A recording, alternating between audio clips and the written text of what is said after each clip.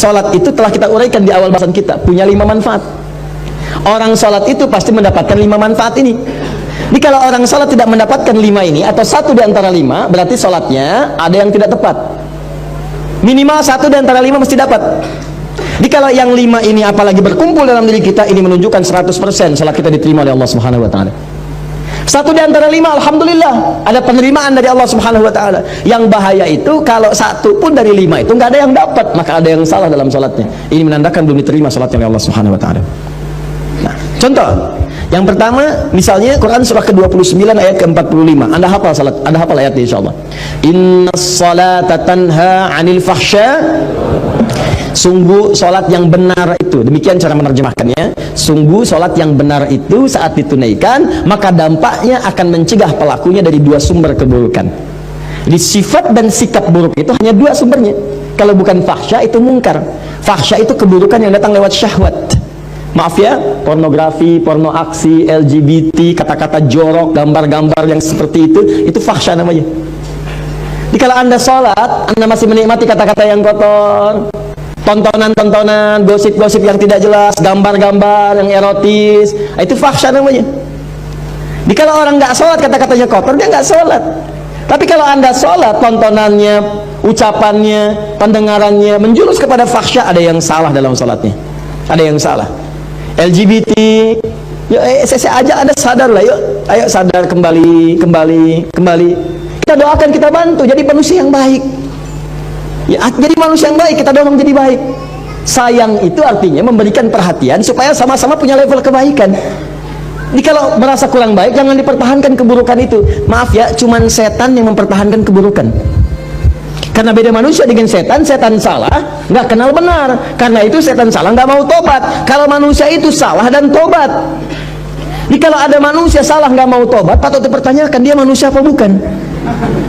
Itu rumusnya. Adam itu manusia, salah, turun kalimat tobat, Quran surah 2 ayat 37. Tobat, diucapkan kalimat tobat, Quran surah 7 ayat 23. Begitu diucapkan, diterima tobatnya.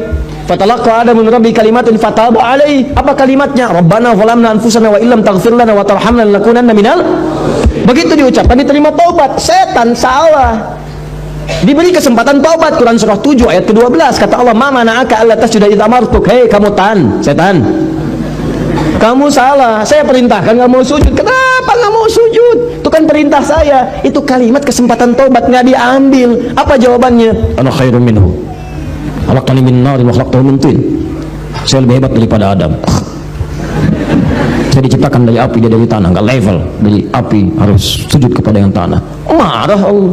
Allah fakhruj, keluar kamu, keluar. Nah, jadi setan itu diminta tobat, diajak baik nggak mau. Kalau manusia itu beda, diajak baik jadi baik. Ya, jadi kalau Anda misalnya mendapati keluarga, teman, kawan, kemudian dia salah, diajak untuk jadi baik nggak mau, itu tandanya bukan. Tandanya dia sedang dipengaruhi oleh setan. Bukan tandanya dia setan. Ibu punya suami, diajak baik, bapak jadi baik dong pak. Mama ini ngajarin papa, setan. Bukan. Ada pengaruh di situ. Jelas ya? Balik sini. Jadi orang salat itu pasti menjauh dari perbuatan fahsya, mungkar, keburukan yang diingkari oleh hati kita. Sumbernya nafsu perut dengan akal. Nafsu perut itu maaf, materi, mencuri, nafsu perut tuh, korupsi, kolusi, menipu. Nggak ada orang salat nipu. Mustahil. Ini yang paling aneh, orang sholat dia ikut sholat baru takbir keluar mencuri. Wudu, habis wudunya apa? Akhi, apa kabar? Dipakai juga. Sholat takbir, begitu takbir khusyuk kelihatan. Rakaat pertama mundur, tas orang diambil. Ada yang mundur, kotak infak di bawah. Ada yang salah. Mustahil. Orang sholat itu kalau habis sholat dia ingat Allah. Kalau orang ingat Allah mustahil bermaksiat. Quran surah 4 ayat 103. Fa idza qadaytumus salata fadhkurullah. Kalau salat kamu selesai, kamu akan ingat Allah. Jadi kalau orang ingat Allah nggak akan maksiat. Anda selesai salat, pergi ke kantor, ya di musola, pulang ba'da salat, kembali ke pekerjaan. Maka saat bekerja nggak mungkin maksiat. Nggak mungkin, mustahil. Nggak ada tangan mudah menggerakkan angka bertambah, tanda tangan kwitansi dinambah, cek kosong diisi nggak benar, broker macam-macam. Itu mustahil orang salat demikian. Mustahil. Datang duduk, datang orang, Pak ini Pak, tanda tangan, mudah aja nggak ada. Dia akan lihat, Allah salah ini. Maaf Mas, saya malu dengan Allah. Kenapa? Tangan saya ini baru dipakai tahiyat, masa kemudian digunakan maksiat? Jari saya jadi tahiyat, nggak akan dipakai untuk maksiat. Silakan ambil. Begitu Anda katakan, diceritakan pahala oleh Allah, pahala. Dan ingat ya, pahala itu bukan cuma lahir dalam perintah, tapi larangan. Ketika Anda dikerjakan itu dapat pahala, segera berdoa, ya Allah, mohon pertahankan keluarga saya dari perbuatan maksiat, jauhkan dari godaan setan. Jelas ya? Kembalikan.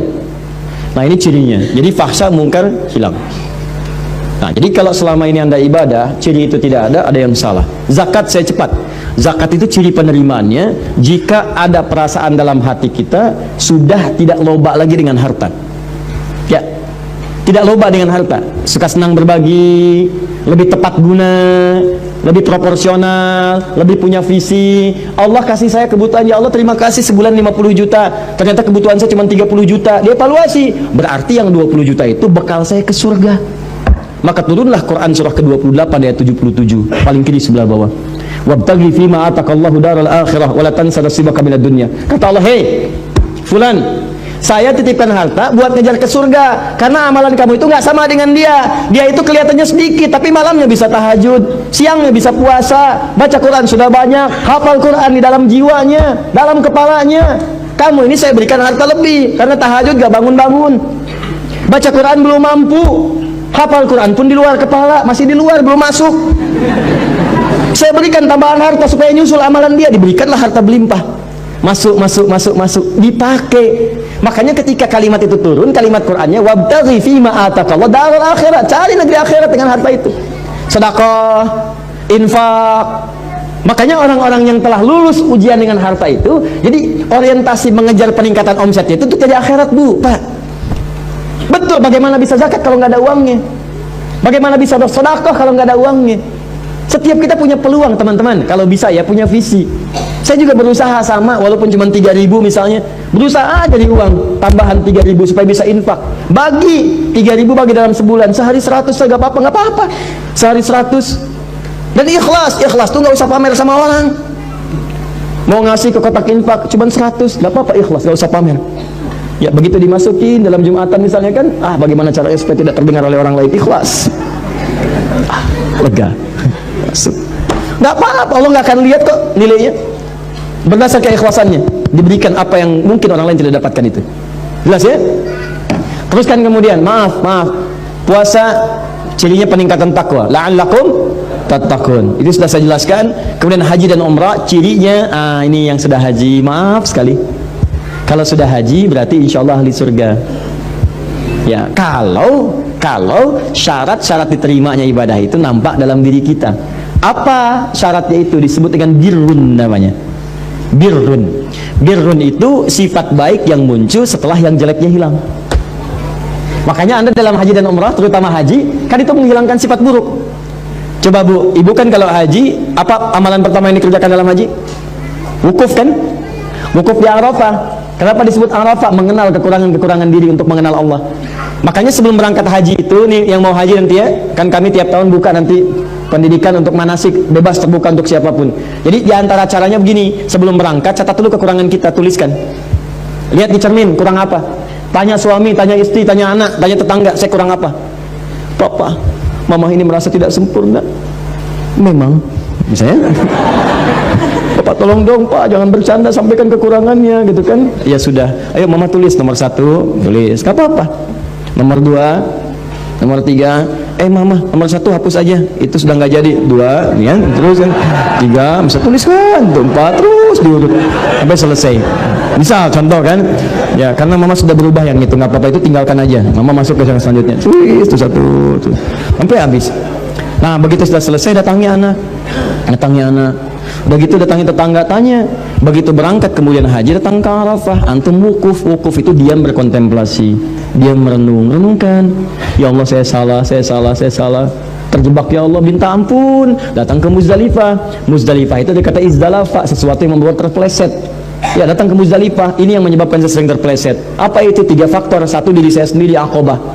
Yang kedua, lingkungan sekitaran yang dekat, disebut dengan wusta. Yang ketiga, yang jauh, ula. Walal akhiratu khairul laka minal Pula kadang-kadang maaf, perbuatan buruk itu bukan karena orang lain, karena diri sendiri nggak bisa nahan nafsu. Teman lewat nggak negor kita, kita marah, bukan karena dia nggak negornya, karena Anda tidak bisa menahan amarah Anda. Kalau Anda bisa tahan, enak, husnudzon, oh mungkin dia sedang buru-buru atau mungkin sedang sakit gigi. Ya, besok dia lewat, kita sapa, dia nggak nyapa, kita sapa. Jeng, apa kabar? Iya, maaf kemarin saya nggak nyapa, saya sedang buru-buru, aduh, mohon maaf ya. Nah, nggak apa-apa, tapi saya takut nanti disebut nggak sopan. Nggak apa-apa, biasa aja. Aduh, kalau baik amat, si amat aja nggak baik, dia misalnya. Nah, jadi enak gitu, ada hubungan yang nyaman, jalan, lihat lagi, ya. Ada faktornya itu dirinya bagus, cuma lingkaran sekitaran nggak bagus. Bapak bagus, istri kurang pengertian, repot. Papa kan bupati, Pak. Membayangkan, kebayang enggak? Enggak mah. Coba lihat, tuh camat aja Pak Si Hasan, mobilnya udah Alphard. Masa papa yang bupati masih Innova? Terus keluar kalimat itu, tiap hari itu keluar. Apalagi yang istri camat tadi sering posting di Alphard, gitu kan. Keluar, besok ya sudah terpaksa beli lagi gitu kan Alphard dengan merek yang baru. Keluar, pekan depannya KPK datang. Lihat, kadang lingkungan sekitar ada, Pak. Bayangkan karir suami habis karena pengaruh pasangan, atau istri yang baik punya suami yang kurang bagus. Kan ada orang yang sudah berhasil, ya, from $1 to $1 billion company, modal $1 dia menghasilkan jutaan dolar untung, cuman karirnya hancur gara-gara pasangan hidup. Sama istri bagus, berhijab bagus, indah, punya pasangan kurang baik. Mama, papa ada family gathering, nanti kita akan bersama mereka. Tolong mama copot dulu ya jilbabnya, nggak ada yang berjilbab mah nggak enak sama yang lain. Tuh apa? Katakan dengan yang lembut, Pak, pekerjaan itu sudah diatur, ajal kita juga kurang jelas, Pak. Mungkin di pertengahan kita wafat. Ini kerudung sudah dipakai 30 tahun, amanat mama almarhumah. Aku takut kalau ini dilepas kemudian wafat, bagaimana pertanggungjawabannya? Gak apa-apa, lebih baik kita kehilangan pekerjaan daripada kehilangan surga dan berpisah di akhirat nanti. Wah, catat. Itu indah. Daripada lu apa-apa marah. Apa? Jelas ya? Atau maaf, istri baik, suami baik, diri baik, cuman orang-orang jauh yang baru dikenal memberikan pengaruh yang tidak baik. Pindah tugas, begitu pindah tugas ketemu orang-orang nggak baik, baru datang sudah dibawa ke arah pencolongan, pencurian, pemalingan dan sebagainya. Itu yang membuat tidak baik. Nyampe ke sana lempar, begitu nyampe Aqabah, Bismillahirrahmanirrahim, lontar. Wusta, lontar. Ula, lontar. Begitu dilontar, hilang. Pulang ke tanah air jadi baik, yang mabrur, baik. Yang merubah yang jelek disebut dengan birun, jeleknya hilang, baiknya muncul. Maaf, marah hilang, sabar muncul. Sombong hilang, tawadhu muncul. Muncul yang baik, hilang yang jeleknya, birun, melekat dalam diri. Kalau melekat pada diri seseorang disebut mabrur namanya, mabrur. Maka muncul istilah haji mabrur. Haji mabrur itu bukan haji yang diterima, tapi haji yang bisa merubah perilaku orang itu dari buruk menjadi baik. Makanya orang Arab menyebut haji sifatnya dari kalimat Nabi, haji mabrur. Lekatkan mabrurnya, maksudnya begini, Pak Haji, bukan gelar, karena tidak ada ibadah yang melahirkan gelar. Apa ada kemudian Bapak Hasan sholat, kemudian misalnya infak, misalnya haji, lalu dapat gelar SHI, sholat, haji, infak? Kan nggak ada. Saya belum pernah dengar ada orang sholat sebelum Bapak sholat, Ustadz sholat, ada hidayat, nggak ada. Silakan cek, nggak ada, biasa saja. Haji pun bukan gelar, haji itu pengingat dari kalimat hajjul mabrur laisa lahul jazaa illa jannah. Haji yang bisa merubah seseorang jadi baik, nggak ada pahala padanya kecuali surga. Maka ketika dia selesai haji, orang Arab mengatakan pada orang yang kadang-kadang kurang komitmen, baru datang ke imigrasi sudah marah-marah, mana koper saya nih, gue dasar Arab, dasar ontak, dasar begini, keluar kalimat yang gak bagus. Kata orang Arab, Pak Haji, maksudnya Bapak sudah haji. Jangan keluar lagi kalimat itu, jangan gadaikan surga dengan maksiat yang kemudian tidak seharusnya muncul. Jadi kalau dipanggil Pak Haji, jangan bangga dulu. Saya tuh kalau dipanggil tuh takut saya. Ustadz Haji Adi, astagfirullah, haji saya diterima nggak ya Allah? Diterima nggak? Ini kadang-kadang bangga. Nama Doni, habis haji lewat. Pak Doni lurus saja. Pak Haji Doni,